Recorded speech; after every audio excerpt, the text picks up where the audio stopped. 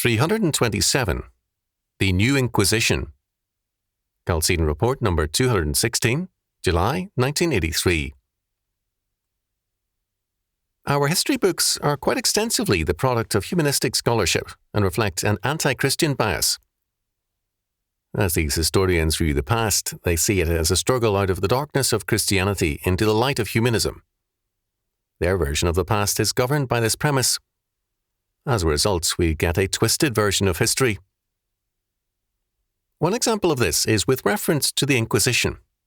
We are rarely told that the Inquisition was begun by the Hohenstaufen Emperor, Frederick II. While Pope Innocent III played his part in the matter, the legal revolution was Frederick's. The premise of law in Christendom had been that a criminal prosecution required or implied a plaintiff. Without an accuser, there was no trial or judgment. Frederick II introduced a new element, the state as a plaintiff, as well as a prosecutor and a judge. By this means, Frederick II moved against dissent. One civil government after another adopted this procedure and the Inquisition. An advantage to the state in condemning dissenters was that their properties were then seized by the state, which gave incentive to finding men guilty of treason and heresy. To a degree, the Church was bribed to be silent or to cooperate in the process by being given something like a tithe of the seized properties. In spite of this, the Church often opposed the process.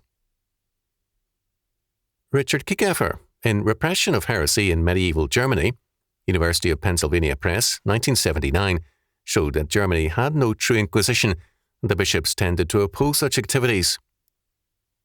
The work of the French crown in furthering the Inquisition of the Knights Templar was in spite of the Pope. In Spain, no victim of the Inquisition was allowed to appeal to the Pope. The Spanish Inquisition was fully a state operation. What then was the purpose of the medieval Inquisition? The answer is an obvious and simple one: to stifle dissent and to create a unified and totalitarian civil order. Because most subjects were Catholic, the unity was framed in Catholic terms. But the goal was a unified state in which no dissent could exist. We should remember that sometimes high-ranking and independent-minded churchmen were targets of the Inquisition. It is important for us to understand this, because we live in the century of the most evil uses of the theory and practice of Inquisitions. Frederick II's legal revolution is now a part of the law of all modern states. Agencies of the state now act as a plaintiff against the people, their prosecutors, and their judges. The goal, more than ever, is uniformity, now in terms of humanism.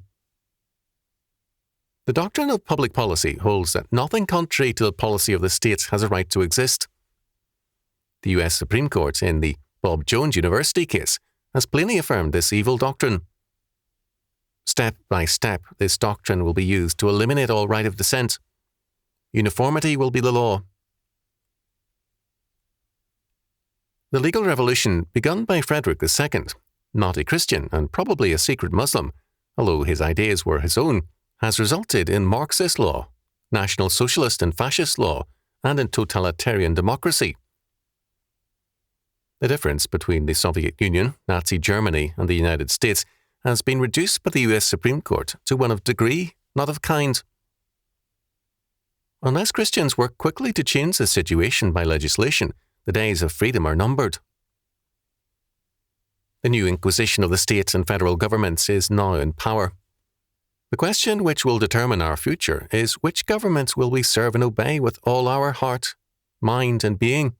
The governments of men who seek to cast off all the restraints of God's rule, Psalm 2, or the government of Jesus Christ, who is King of kings and Lord of lords.